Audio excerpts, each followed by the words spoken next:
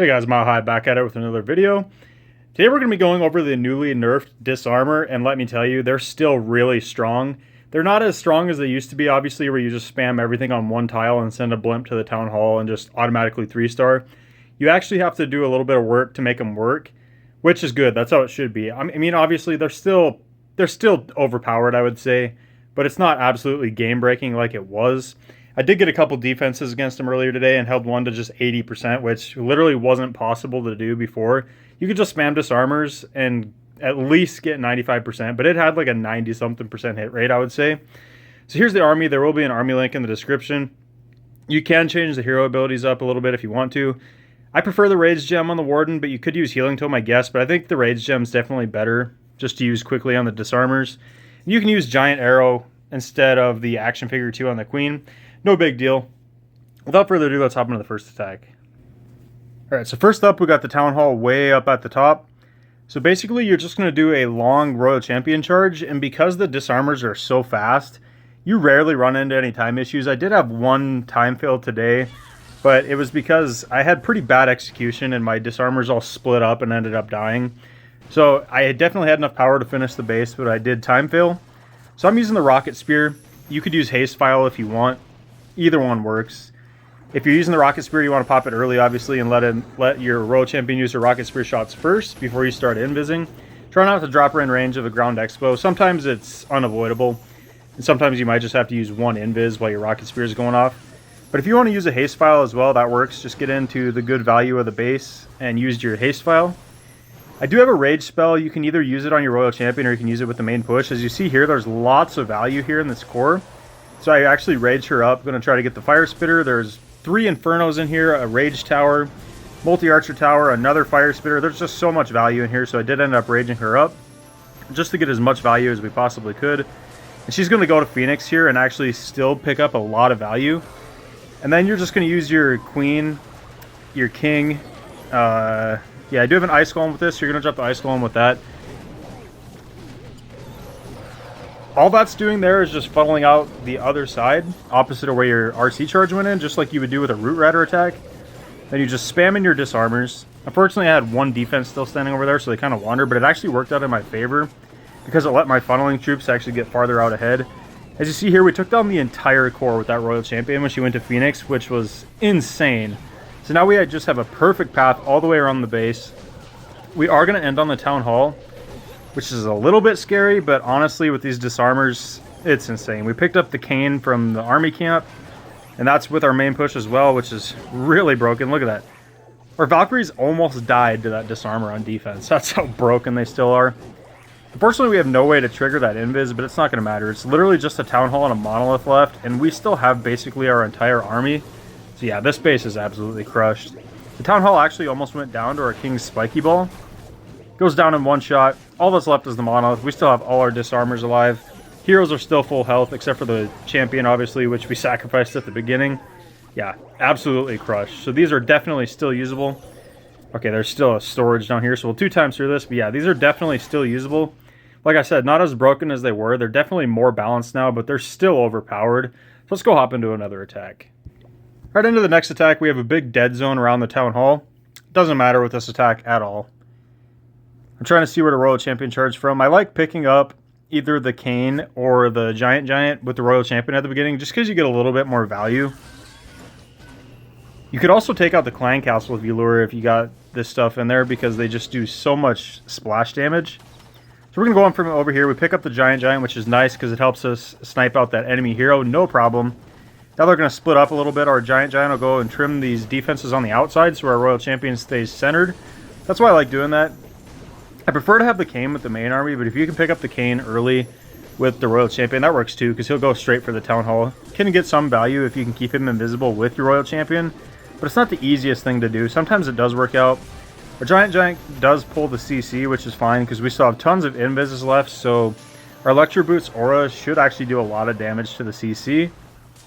Taking out the Ground Expo, we actually make it invisible, which was an accident, and that's actually pretty bad mistake because it's actually going to stay up now, so that might mess up our pathing a little bit with our disarmers, but it's not the end of the world. I think we have 1 invis left. so easier. We're going to use our Royal Champion actually and let her take out that disarmer just because they're so powerful on defense. So now we don't have to worry about it. And she does actually pass back to the expo, which is nice. I'm trying to remember which side I came in from now. Okay, we got the king up here trimming the trash this time. I didn't use the king with the queen just because I needed this trash over here picked up. It is nice having the poison lizard on the king to deal with the enemy disarmer and the, what is it, a yeeter on defense. Or also if you run into an enemy hero, it just works really well. So we send our disarmers actually straight into the town hall under the warden ability. And we have one that goes down here and triggers the invis, which is actually kind of nice.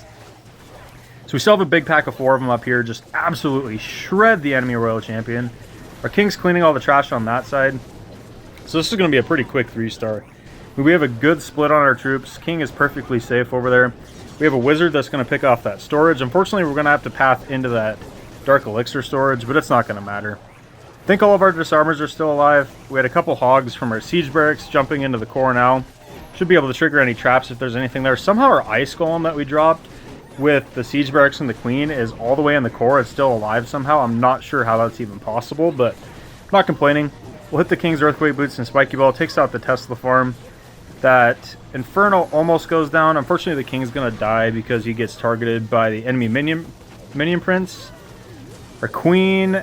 What? I don't know how that Invis tower is already back. That's kind of insane. I think it's triggered 3 times already. Maybe just twice.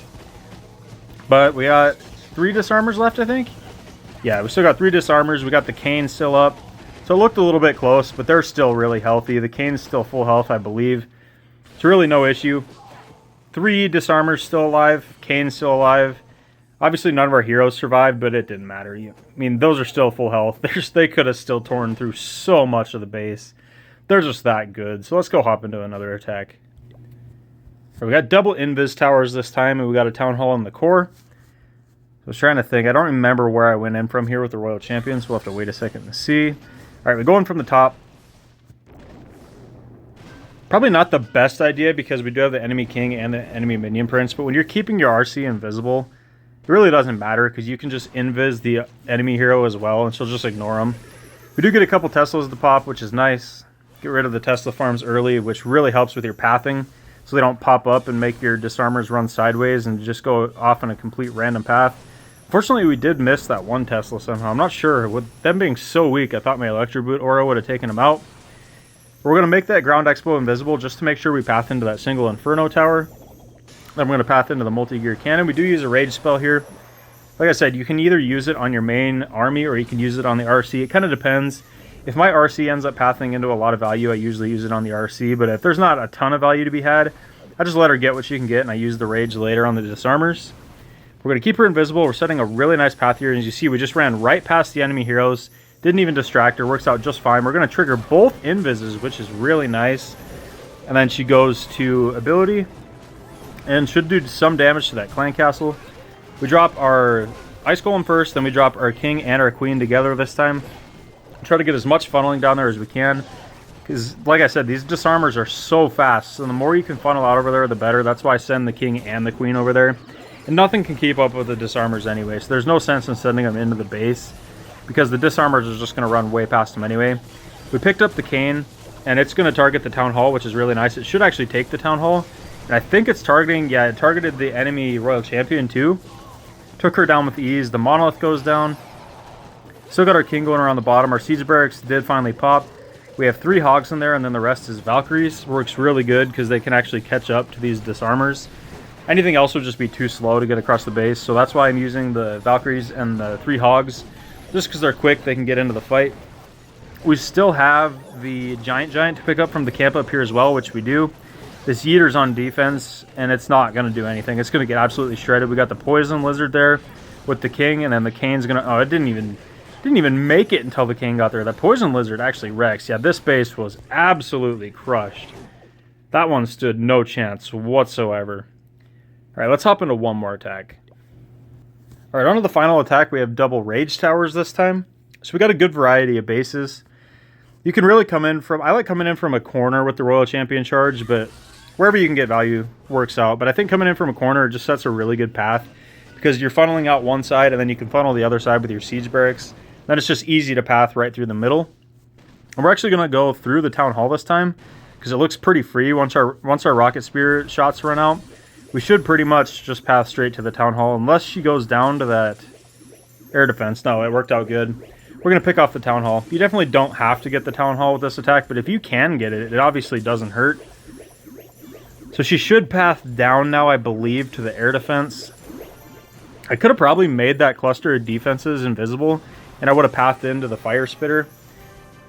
But I didn't really notice it at the time, and I didn't want to risk it, because sometimes if you try to do that and force her a certain direction, she'll run where you don't expect her. Sorry, excuse me. So run in a random direction and get out of the invises, and she can die in a hurry. And running this many invises, you don't want her to go down early and just leave yourself with like 6 invisibility spells, because then they're pretty useless. So we should get this ricochet cannon here, and that's about all we're going to get. We might pick off the enemy royal champion when she goes to her phoenix.